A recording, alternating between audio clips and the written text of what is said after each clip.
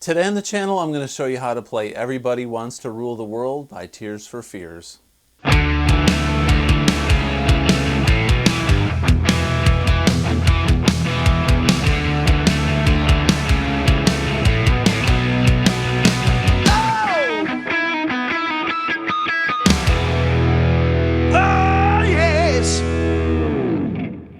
Hey everybody, welcome back to the channel. Today I'm going to show you how to play the song Everybody Wants to Rule the World by Tears for Fears.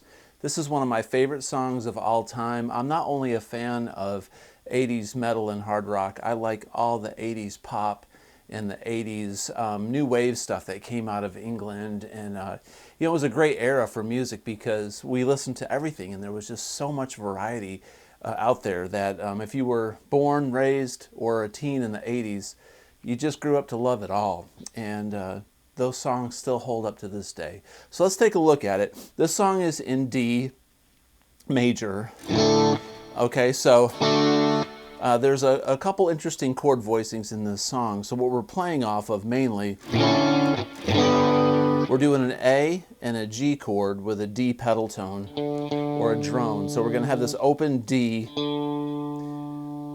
throughout most of the song, through the intro, like this. Okay, so we got an A chord and a G chord, just the top of it. So if we did an A bar chord and a G bar chord, but we just kept the top three notes on that chord and played an open D with it, and the bass pumping along on that. So it's like a polychord, okay? You can hear it, it wants to resolve back to a D, but it just really doesn't. Okay, and the song starts off with actually a D arpeggio. The keyboard does this part that goes like,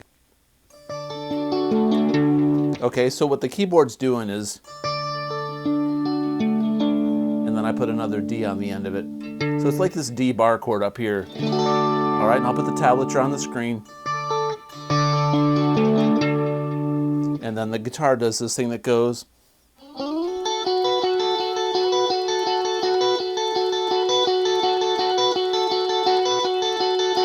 And that's where it goes into this pedal tone thing that I was telling you about in the very beginning of the lesson. Okay, so after that arpeggio, then the guitar goes.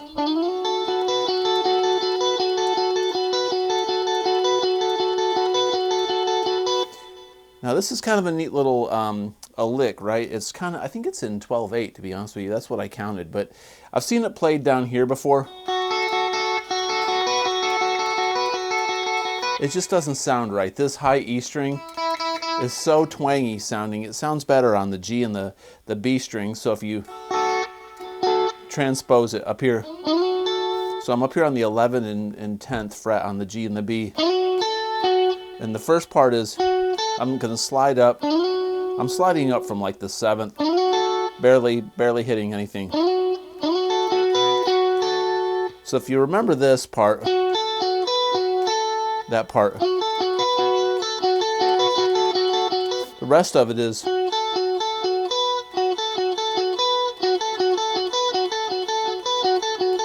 it just starts off weird. So slowly,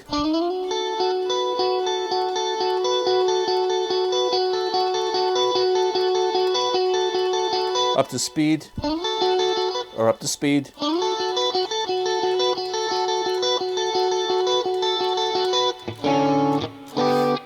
It can be done.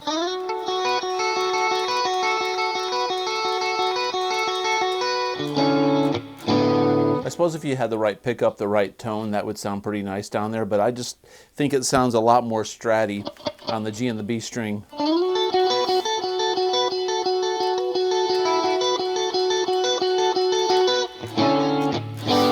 All right, so then the verse kind of cruises along on the,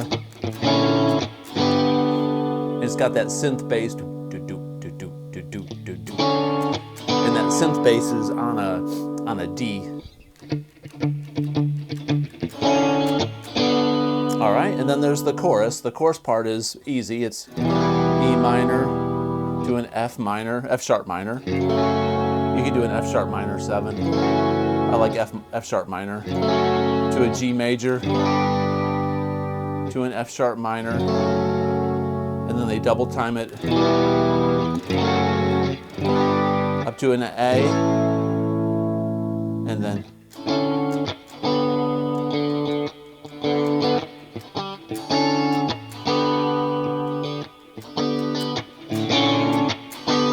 now there's a section of the song where you hear the guitar doing the, he could be doing an open D, or we could be doing octaves. I think he's doing the open D.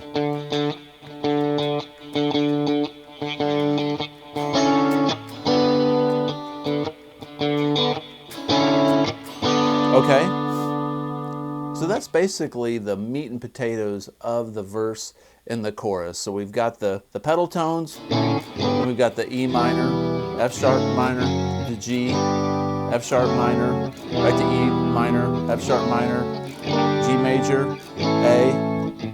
And after the second chorus, I believe it's after the second chorus, they go into this bridge. It goes.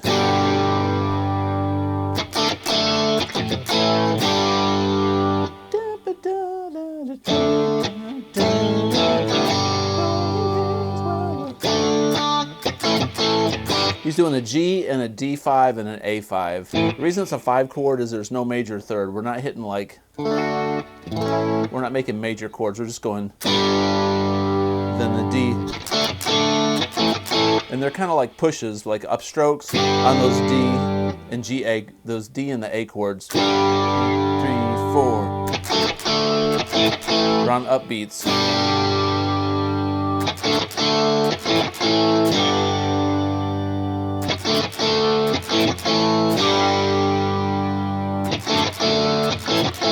Then they go back into a chorus. They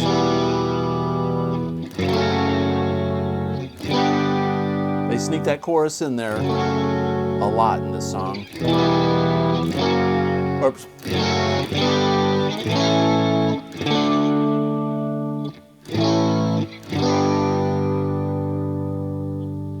And then they're going to go into this keyboard solo where it goes. So I'm going to show you the chords. During the keyboard solo, they change keys to a B, a B5. They're kind of just riding on a B. They go up to a C5. They go up to down to a B, then up to a C5, and then they go to a G, to an A, and it's going to do a little guitar solo at that point. All right. So that keyboard solo is C to B. Or B to C twice, then a G to an A, and then the guitar solo, which is over this pedal tone, the A over D and the G over D. The keyboard solo is in D major. Now, one thing that you'll need to learn about this song, playing these keyboard solos and the guitar solos, is D major is the same as B minor. They're relatives. They're the same key signature, right? So if you play a B minor pentatonic scale, if you're in this position, up here in B minor, that's the same thing as D major, right? Because same notes. So this little modulation to B goes up here in the B minor, D major pentatonic scale position. It's melodic though, it's in this position, but they're doing a scalular thing.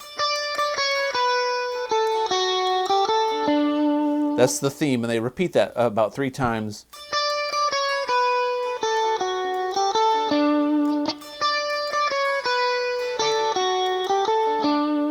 Okay, and that's all over.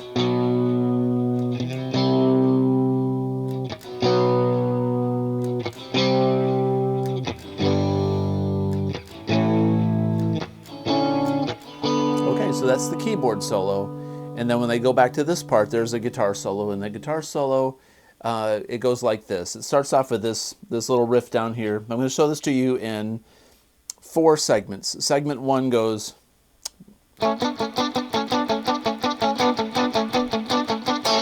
That's how it starts off. It kind of fades in, and what it sounds like to me that he's doing, he's doing an A, and he's going to a G. They're fragments of these chords. So So we're on the 2nd fret on the G and the B, and then we're going to go on the 4th and the 3rd on the G and the B, like that. And we're going to palm mute it. And we're going to kind of let up on the palm mute as we do it to kind of give it dynamics. But it starts off, it sounds like to me he goes, like it starts off like that. Everything is back and forth, but the first part, he hits that 3/4 part twice.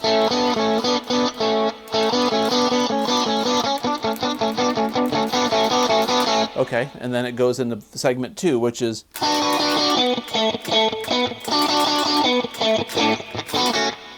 that's segment 2 of the solo. So we got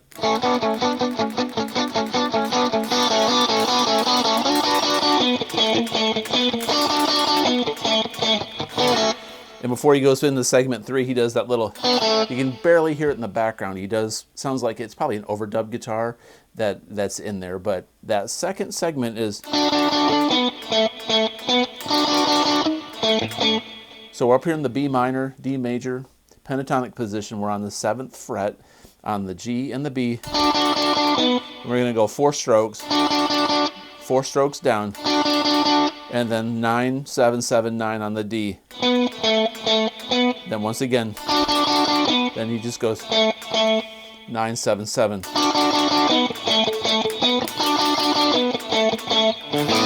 Okay, and then segment 3 is probably the hardest part of the entire solo in the entire song. He slides up, he's doing these double stops.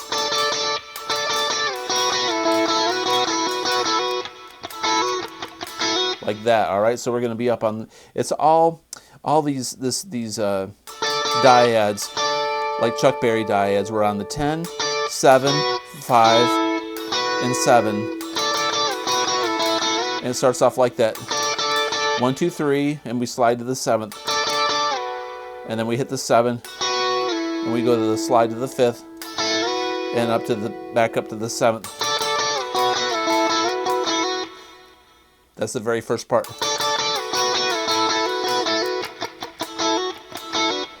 He repeats the 5, 7 twice.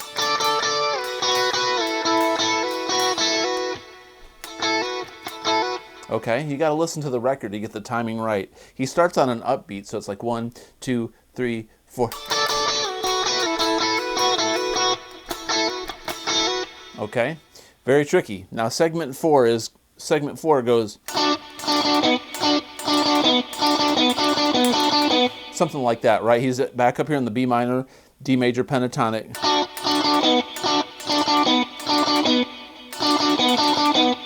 The last 2 times he does it right away, like together. So the first part goes.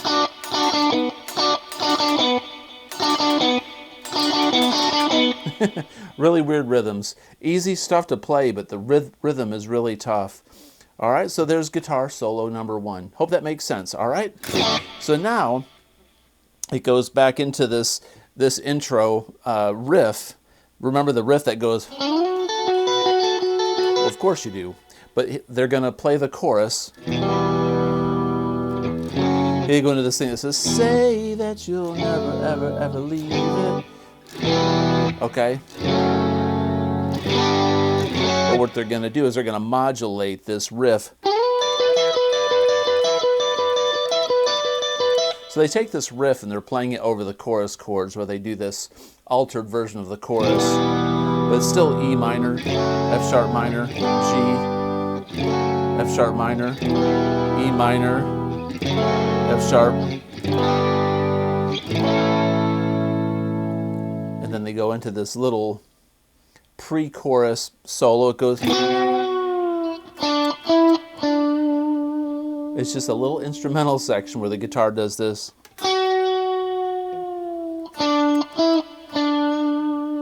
So we're back in this B minor, D major pentatonic position, 9th fret on the G string. We're going to bend up 1 whole fret. We got to be real intentional. Got to hear the zip code of this note. It's so clean. We bend it down back to the 9th. a little vibrato on it, okay? Now when they're doing that part, they're playing this same thing where they go. They're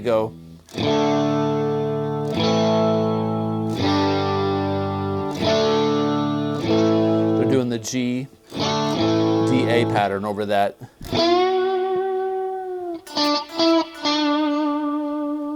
And when they come out of this, they go back into a chorus again.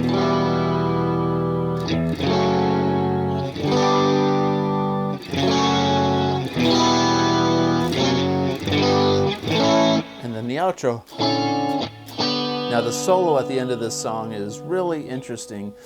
I've always thought this guitar solo was not in D major. I always thought, I listened to it, I never learned it until recently, and I thought, man, he's doing some really weird stuff in that solo, but he's still in this D major, B minor pentatonic position, but his note selection's really unusual, and having this A over D and this G over D without it resolving to the D, it sounds like he's in a different mode, but he's not. All right, so the solo on this song.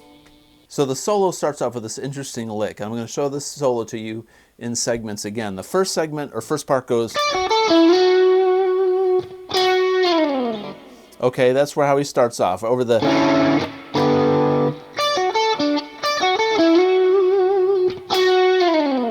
Okay, so I'm in this pattern up here. I'm on the 10th fret on the high E, 7 on the B, 10 on the B, and then 9 on the G up to the 11. And then we're going to hit the 11 again and slide down.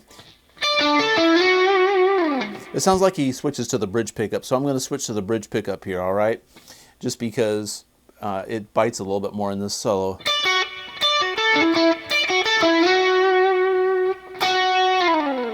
And then he goes like this.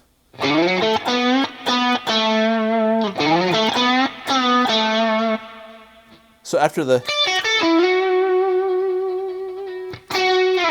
he goes like this. That's the second lick.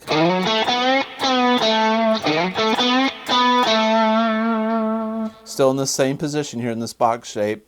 All right, so what that is a slide up to the 9th on the A string, and then 7 on the D, and then bend a half a step on the 9, and then just the 9, 7 on the D. Okay, then there's this third lick, and it goes like this.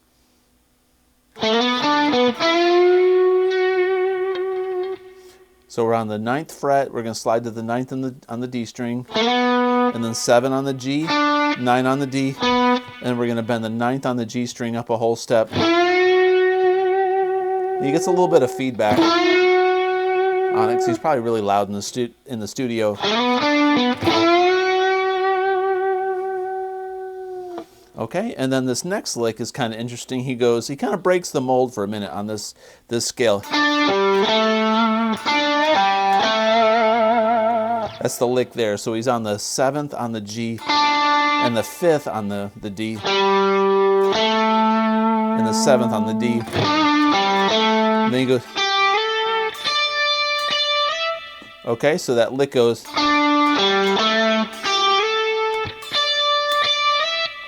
And it goes into this really crazy ending part. So after that, after the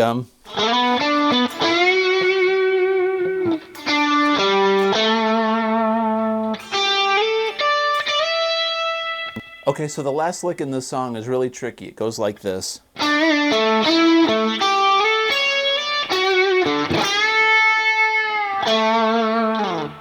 After that, the song just kind of fades. That's sort of the end of the solo. So this little lick goes like this.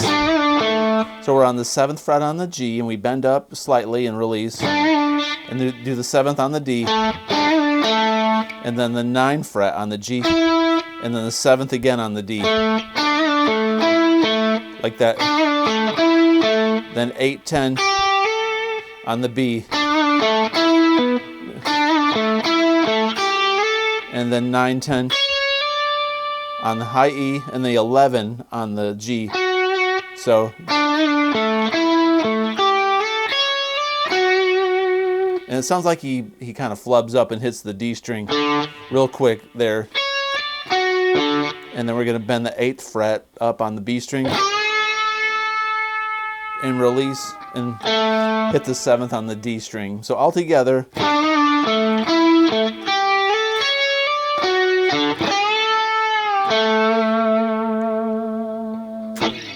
All right, so that's the entire solo at the end of the song. So from the beginning of that solo, it sounds like this.